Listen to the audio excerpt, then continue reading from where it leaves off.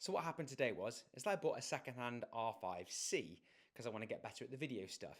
Normally I would show it to you, but I can't because I'm filming this video on it.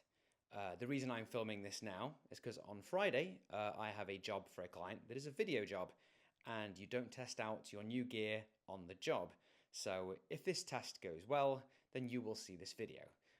In the meantime, I thought I would tell you a story about how you get work in photography and the role that marketing plays.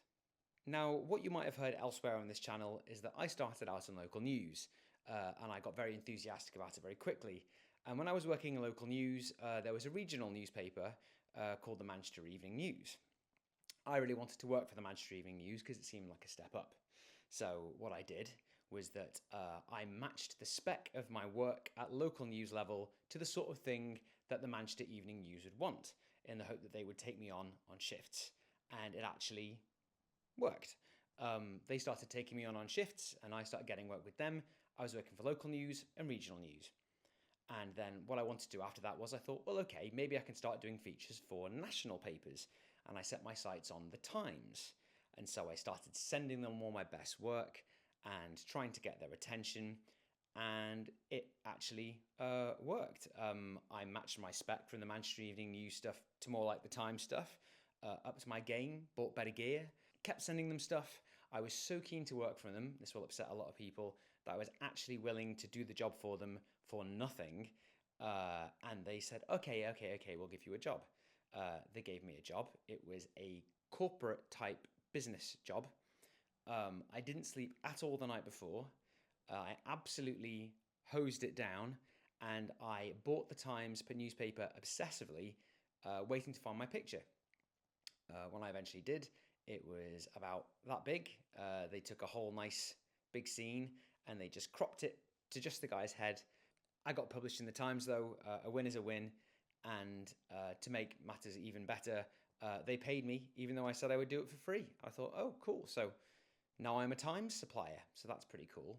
And I thought, okay, but where can I go after the Times? I thought, well, the Sunday Times, that's kind of like a big, glossy, prestigious one. So I'll try and see if I can get their attention. So I did the same thing again. I found out what the editor's name was, and I sent him pictures saying, I'd really love to work for you. I work for the Times. Maybe I can work for you. I didn't get any reply. So I'd sent stuff and I sent stuff. I didn't get any reply. And I thought, well, you know, persistence pays off. So let's try being persistent. I called up the picture desk and said, I don't want to say the names, but I thought, is such and such there? I said, is such and such there? And they were like, no, he's not there right now. I said, okay, I'll try again. So I tried a few more times and kept sending stuff to this email address, kept sending. Because, if you don't get their attention, then, they're not going to think about you. But one day I say, is such and such there? And amazingly, such and such is there. Such and such picks up the phone. I say, hello, is this such and such? And he says, yes. And I said, well, hi, my name's Phil Tragan. I've been sending you stuff. Have you been getting it? And he said, yes. I was like, oh, okay. Is it like a bad time? Should I maybe call back another time? And he went, yes. And then he hung up on me. I didn't have the guts to ring up after that. I thought, wow, like I've gotten this far. I've gone all the way down the rabbit hole here. And this guy just doesn't want to know. So what am I supposed to do? So basically, I just got on with my life, carried on working for other people, kept getting better. And then fast forward about a year, the phone rings. It's like, hello, it's such and such from the Sunday Times. I was like, oh, hi. And he says, yes, we need someone to cover a job in Manchester. And somebody from the Times said that you're there. So will you do it? And he had absolutely no idea who I was. He didn't remember talking to me. He didn't remember me as the guy who'd been harassing him over email. But, I guess I got better at the job.